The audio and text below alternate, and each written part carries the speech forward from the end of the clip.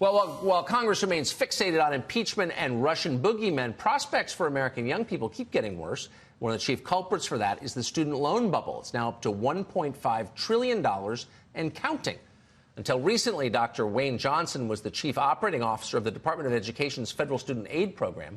But he recently resigned from that position. He's announced it's time for radical solutions. Solutions like debt forgiveness or possibly the abolition of the federal loan system entirely.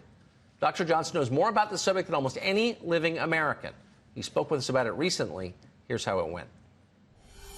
You left in order to address the problem. You would like to be appointed to the Senate in Georgia to address, because you believe that's the fastest way to address the problem.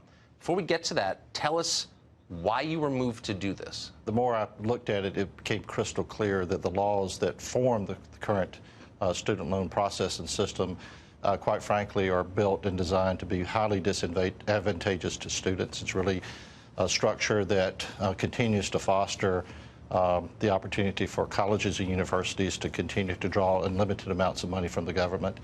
And it became ever more clear to me that the only way this is going to get changed is through law change in Congress.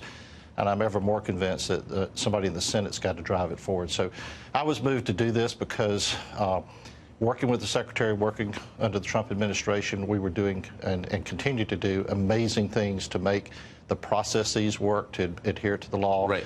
But it became crystal clear that the law has got to change, and the only way the law can change is somebody taking it on in the Congress, and I believe the Senate is the place to do it. So the law was written by lobbyists for higher education. They're the only beneficiaries of it that I can tell.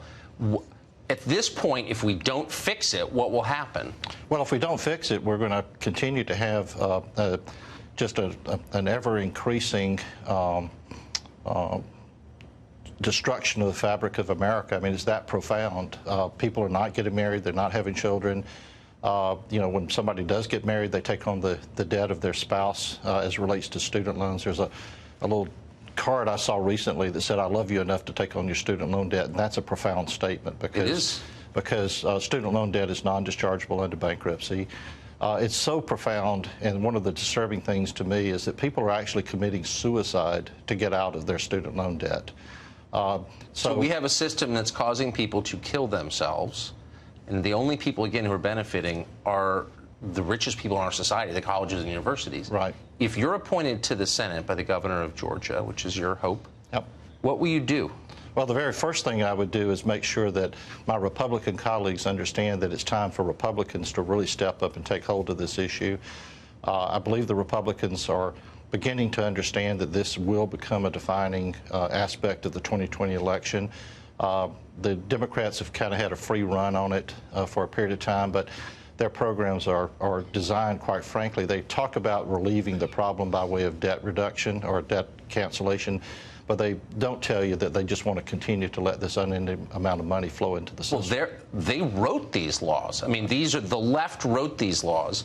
Republicans need to fix them. I couldn't agree more. If you're afraid of the coming of socialism, and we all should be, fixing this is the most effective thing you can do to insulate ourselves against socialism. We're going to get socialism if we don't do this, in my opinion. We are already in a socialistic state because of this. There's a breach of the trust that the students, and by the way, this is not just for younger folks. This goes cross-generation. One of the things that's really, really sad is we send out millions of Social Security checks every month. At the same time, we also garnish the Social Security payments of many Americans. It's disgusting. So it is absolutely. It's disgusting.